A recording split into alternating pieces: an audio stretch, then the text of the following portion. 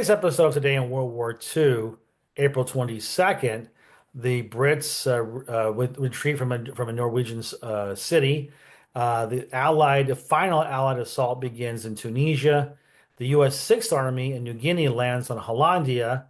Hitler invites Goebbels and his family to stay with him in his bunker in Berlin. Hitler recognizes that the war is lost. Took him a while. And the French army reaches the Swiss-German frontier. And finally, major consequences for not promoting Joseph Stalin's son to general. Let's get started. Okay, so yesterday, I believe I did a video, or in my video, I talked about how the British positions at the Norwegian city of Namsos, and again, that's a horrible pronunciation. I get it.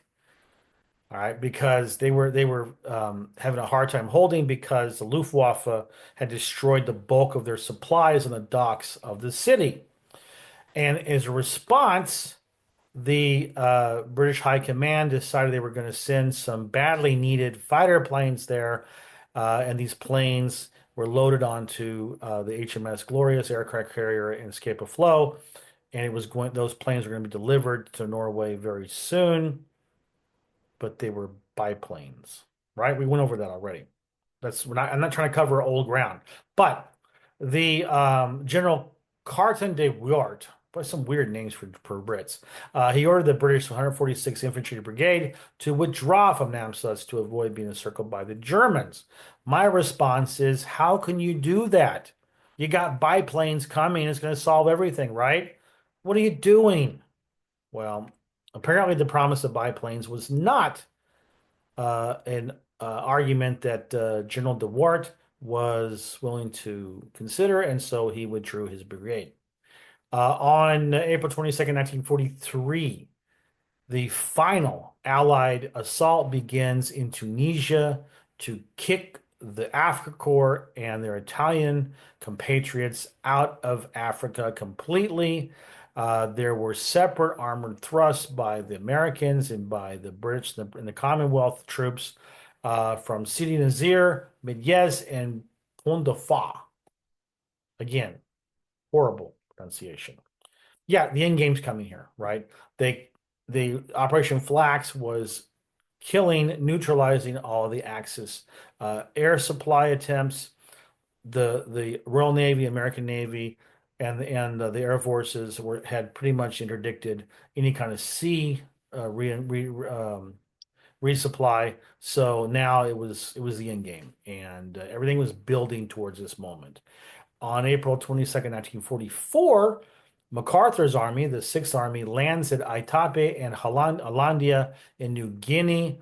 This was part of MacArthur's strategy. It wasn't island hopping because New Guinea, most of that offensive took place on New Guinea, which was a huge landmass. But it was bypassing Japanese strongholds, leaving them to die on the vine, which saved American and Australian lives as we continued to push, from New Guinea all the way into the Philippines, while Nimitz, Central Pacific Command, with the Marines mostly, some Army, but they were going island hopping all the way, to Saipan, and they would all meet at Iwo Jima and Okinawa.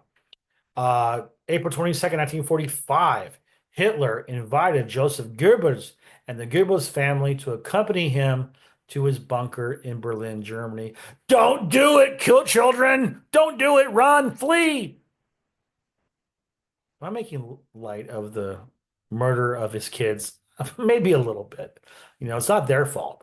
But, if there's one invitation you don't want to accept from your beloved Führer, that's the one you say no to. It's like, oh, well, mein Führer, we have this other, what is it, honey? Yeah, we've been invited by Bormann. Yeah, you know what? Himmler wanted, whatever you do, but he didn't. So we know what happened. On the same date, on April 1945, Hitler recognizes the war is lost. And it only took him, 4 years since 41 when he didn't take Moscow. They finally realized the war was lost. And he did a humanitarian gesture for at least for somebody, in this case, the non-essential personnel in his bunker, the Führer bunker. Uh, he he released them and told them that you're not duty bound for anything, right? As a footnote, on this day's date, April 22nd, 1945, the French First Army reached the Swiss border, and there was much rejoicing. So that's all I have to say about that. And the final event that I found interesting today on the 22nd of April, 1945, was that uh, Stalin had a son, Vasily Stalin, and he was in the military, of course, and he wanted to become a general. And his commanding officer, Alexander Novikov, did not promote him. Well, Mr. Novikov, General Novikov, was arrested because he didn't promote Stalin's son. I wonder what the thought process is for someone like that who intentionally does not promote Stalin's son. Ooh, that's a death wish.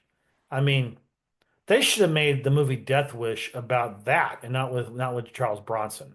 Just my personal opinion. Anyway, I know you don't have a death wish, so we're gonna stop this video right now. I will see you tomorrow on tomorrow's next video.